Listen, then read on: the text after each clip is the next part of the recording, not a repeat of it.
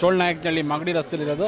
ಇದು ಚೋಳರ ಕಾಲದ ದೇವಸ್ಥಾನ ಇವತ್ತು ಪುನರ್ ನಿರ್ಮಾಣ ಆಗ್ತಿದೆ ಮತ್ತು ದೇವಿಯ ಪುನರ್ ಪ್ರತಿಷ್ಠಾಪನೆ ಆಗ್ತಿದೆ. ಇದಕ್ಕೆ ನಮ್ಮ ಕಾರ್ಯಕ್ರಮಕ್ಕೆ ಬಂದ ಅತಿಥಿಗಳು ಏನು ಹೇಳ್ತಾರೆ ಕೇಳೋಣ. ಧನ್ಯವಾದ ಎಲ್ಲ ಭಕ್ತ ಮಹಾಶಯರಿಗೆ. ಈ ದಿವಸ ನಮ್ಮ ಮಾಗಡಿ ಸಮೀಪದ ತಾವರೆಕೆರೆ ಹೋಬಳಿಯ ಚೋಳನಾಯಕನಹಳ್ಳಿ ಪ್ರಾಚೀನವಾದಂಥ ಗ್ರಾಮ. ಆ ತಾಯಿ ಅಧಿದೇವತೆ ಗ್ರಾಮಾಧಿದೇವತೆ ಮಾರಮ್ಮನಿಗೆ ಹೊಸ ದೇವಸ್ಥಾನ ಆಗಿದೆ, ಶಿಲಾಮಯವಾದ ದೇವಸ್ಥಾನ. ತುಂಬ ಶಕ್ತಿಯುತವಾದ ದೇವತೆ ಆದ ಕಾರಣ ಇಷ್ಟೆಲ್ಲ ಆಗ್ತಿದೆ. ಮನುಷ್ಯರಿಂದ ಆಗೋ ಕೆಲಸ ಅಲ್ಲ ಇದು. ಆ ತಾಯಿ ಶಕ್ತಿನೇ ಇಷ್ಟು ಮನಸ್ಸನ್ನು ಒಗ್ಗೂಡಿಸಿದೆ. ಅತ್ಯಂತ ವೈಭವ ಏನು ಈ ಸಂದರ್ಭದಲ್ಲಿ ದಸರಾ ನೋಡಿದಾಗ ಆಗ್ತಾಯಿದೆ. ಎಲ್ಲ ದೇವಾನುದೇವತೆಗಳೇ ಚೋಳನಾಯಕನಹಳ್ಳಿಗೆ ಬಂದಿದ್ದಾರೇನೋ ಅನ್ನುವಷ್ಟು ಭಾಸ ಆಗ್ತಾಯಿದೆ. ಹಾಗೆ ಹಲವಾರು ಕಲಾವಿದರನ್ನು ಕರೆಸಿದ್ದಾರೆ, ವೈವಿಧ್ಯಮಯವಾದ ಕಾರ್ಯಕ್ರಮ ಮಾಡ್ತಾ ಇದ್ದಾರೆ. ಅತ್ಯದ್ಭುತವಾಗಿ ಪ್ರಸಾದ ವಿನಿಯೋಗ ಆಗ್ತಾಯಿದೆ. ಈ ಎಲ್ಲ ಕಾರ್ಯಕ್ರಮಗಳನ್ನು ಕಣ್ತುಂಬಿಕೊಳ್ಳೋರೇ ಪಾವನ.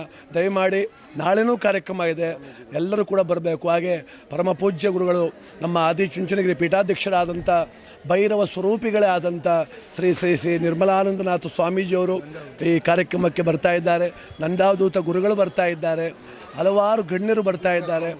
ಸಿದ್ಧಗಂಗೆಯ ಸ್ವಾಮೀಜಿಯವರು ಕೂಡ ಆಗಮಿಸ್ತಾ ಇದ್ದಾರೆ, ಹಲವಾರು ಮಠಾಧಿಪತಿಗಳು ಬರ್ತಾರೆ. ನಾಳೆ ಕೂಡ ಹಲವಾರು ವೈವಿಧ್ಯಮಯವಾದ ಜಾನಪದ ಕಾರ್ಯಕ್ರಮ ಇದೆ. ತಾವೆಲ್ಲರೂ ಬರಬೇಕು. ಚೋಳನಾಯಕನಹಳ್ಳಿ ಅಮ್ಮನನ್ನು ನಂಬಿದರೆ ಖಂಡಿತವಾಗಿ ನಿಮ್ಮ ಕಷ್ಟ ಪರಿಹಾರ ಆಗುತ್ತೆ, ನಿಮ್ಮನೆ ಆನಂದವಾಗುತ್ತೆ.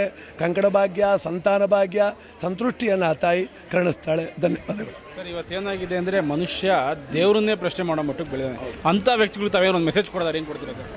ನೋಡಿ, ದೇವರಲ್ಲಿ ವೈವಿಧ್ಯಮಯ ಇದೆ.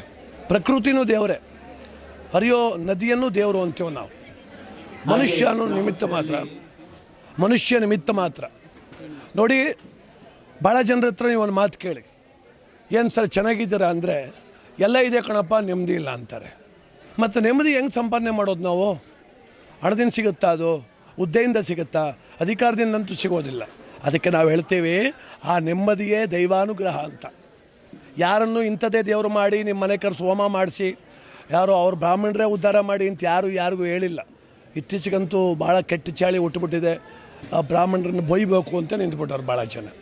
ಅವ್ರೇನು ಪಾಪ ನಾವು ನಿಮ್ಮ ಮನೆಗೆ ಬರ್ತೀವಿ ಎಂದಿಲ್ಲ, ಹೋಮ ಮಾಡಿಕೊಡ್ತೀವಿ ಎಂದಿಲ್ಲ. ನಾವು ಕರೆದ್ರೆ ಬರ್ತಾರೆ ಅವರು, ನಾವು ಕರೆದು ಪೂಜೆ ಮಾಡ್ತಾರೆ. ಬೇಡಪ್ಪ ನಿನಗೆ ಅದು ಇಷ್ಟ ಇಲ್ಲ ಅಂದರೆ ಪರವಾಗಿಲ್ಲ, ನಿನ್ನ ಮನೆ ದೇವತೆ ಅಂತಿರುತ್ತೆ, ಕುಲದೇವತೆ ಅಂತಿರುತ್ತೆ. ಅಷ್ಟು ಕೈ ಮುಗಿ. ಯಾವ ವ್ಯಕ್ತಿ ದೈವಭಕ್ತಿ ಉಳ್ಳವನಾಗಿದ್ದಾನೋ ಅವನಿಗೊಂದು ಭಯ ಇರುತ್ತೆ. ಏನಂತ? ನಾನು ಕೆಟ್ಟದ್ದು ಮಾಡಬಾರ್ದು, ದೇವ್ರು ನೋಡ್ತಾನೆ ಅಂತ. ಯಾವ ವ್ಯಕ್ತಿಗೆ ದೈವಭಕ್ತಿ ಇಲ್ಲ ಅವನು ಮನಸ್ಸು ಭಯದಿಂದ ಮುಕ್ತವಾಗಿರುತ್ತೆ, ನಾನೇನೇ ಕೆಟ್ಟದ್ದು ಮಾಡ್ಬೋದು ಅಂತ.